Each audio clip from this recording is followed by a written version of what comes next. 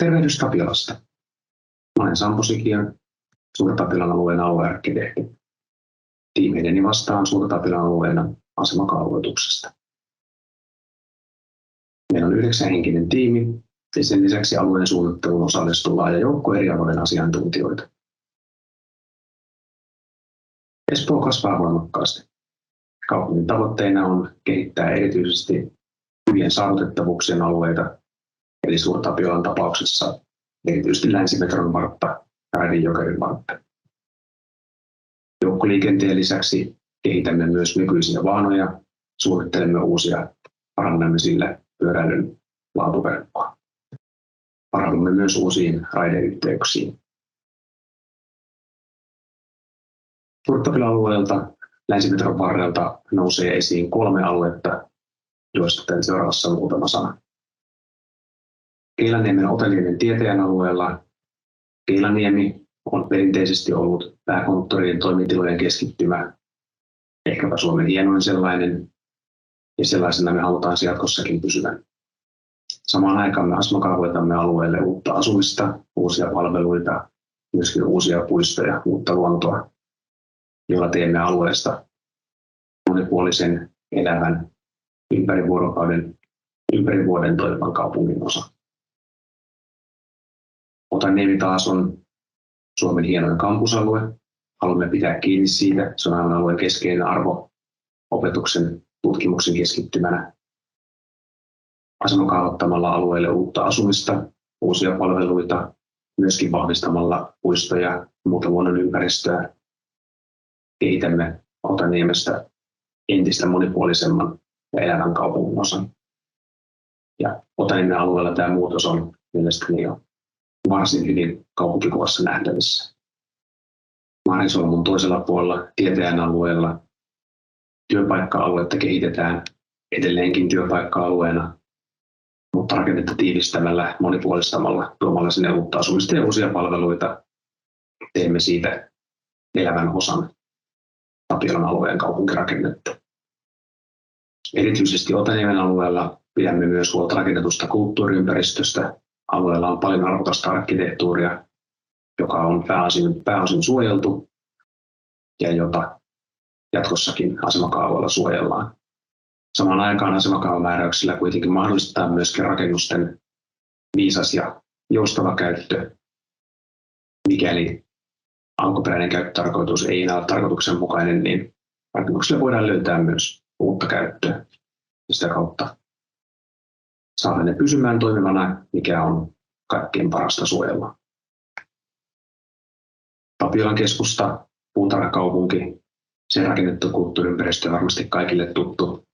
Ja pääosin Tapiolan keskustan arvorakennukset sekä arvokkaat alkuperäiset lähiöt on jo asemakaavoilla suojeltu ja kaavoitustyö sen osalta vielä jatkuu. Tapiolan laaja, ymmärtääkseni Suomen suurin kävelykeskusta, kehittyy tuomalla sinne uutta rakentamista, vahvistamalla olemassa olevia palveluita. Teemme siitä entistä houkuttelevamman ja toimivamman. Suurena ajankohtaisena muutoksena kulttuuriaukion ympäristö, kulttuurikeskus, Tuleva kaupungin teatteri tuovat alueelle merkittävästi uutta eloa ja monipuolisuutta. Urheilupuiston Niittykummun alueella 2 metroaseman ympäristöt ovat jo voimakkaasti muuttuneet, tiivistyneet ja tämä kehityssuunta vielä jatkuu. Haluamme samaan aikaan kehittää ja vahvistaa näiden 2 tiiviin kaupunkikeskusten välissä olevaa pikkukaupunkia ja toisaalta kehittää Merituulentien katua urbaanimmaksi kaupungin kaduksi nykyisen paikoin hyvinkin maantiemäisen kadun sijaan. Rakennettua kulttuuriympäristöä alueella paljon muuallakin kuin vanhassa Tapiolassa ja Otaniemessä. Niittykummun vanha metsälähiö on jo asemakaavalla suojeltu. Samoin Laajalahden SOK vanha asuinalue, Laajalahden koulu, Ruukirannan suojelukaavat ovat parhaillaan vireillä. Ja tätä kehitystyötä me kaupungissa aktiivisesti jatkaa.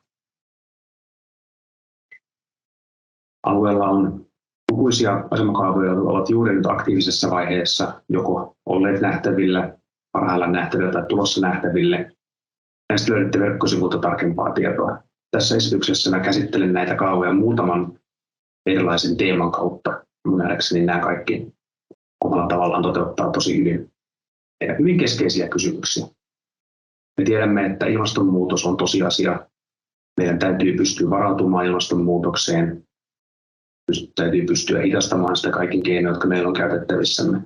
Meidän tulee suunnitella aluetta niin, että asuminen, eläminen Tapiolassa, koko Espoossa, koko Suomessa on jatkossakin kestävää. Se vaatii myös luonnon monimuotoisuuden huomioimista. Luontokato on tosi seikka. Me voimme omalla työllämme hidastaa luontokatoa, estää sitä. Se on silloin myös työtä, jota me teemme sen eteen, että meidän ihmistenkin on hyvä asua ja elää. Alueella on merkittävästi rakennusperintöä, johon olen tässä useampaan otteeseen viitannut. Sen säilyttäminen on aivan merkittävässä roolissa siinä, että kaupunkiin muodostuu historia, kaupungista muodostuu paikka, joka tulee jostain, joka on menossa jonnekin. Kaikki tämä on tarpeellista myös sen takia, että kaupunki tarvitsee elinvoimaa. Ja sitä kautta me mahdollistamme alueen kestävän kasvun, uuden asumisen ja vahvistamme niin luonnon kuin rakentamisenkin arvoja. Me luomme alueelle elinvoimaa. Muutamina esimerkkeinä parhaillaan vireillä oleva tänä syksynä nähtäville tuleva kulttuuriaukion kaava, jonka keskiössä on siis kulttuurikeskus, joka suojellaan ja mahdollistetaan kaavamääräyksillä myöskin sen kestävä peruskorjaaminen, muokkaaminen nykypäivän tarpeisiin, sen arkkitehtuurin arvoja heikentämättä. Kulttuurikeskuksen yhteyteen tulee uusi kaupunginteatteri, kulttuuriaukiota. Itse aukiota kehitetään monipuolisemmaksi, vehreämmäksi, toiminnallisemmaksi aukioksi. Ja sen ympärillä osa rakennuskannasta muuttuu. Esimerkiksi vanha Marimikkotalo puretaan pois. Sen tilalle tuleva uusi toimitilarakennus, jonka pohjakerrokseen on tarkoitus tulla esimerkiksi kahvila, ravintolatiloja. Tuo alueelle uutta eloa sen katutasoon kaupunkiympäristöön. Samaan aikaan myöskin vanha rakennuskantaa suojellaan, säilytetään kuvassa näkyvä keskustorni, peruskorjataan, se ei mihinkään häviä. Samaten U-liiketalo kytketään entistä fiksummin osaksi tätä alueen kokonaisuutta. Keilaniemessä tapahtuu hyvinkin voimakkaita muutoksia. Korkean rakentamisen määrä se alueella kasvaa. Jos joku paikka Espoossa sen sietää ja jonne sopii, niin mun nähdäkseni se on Keilaniemi.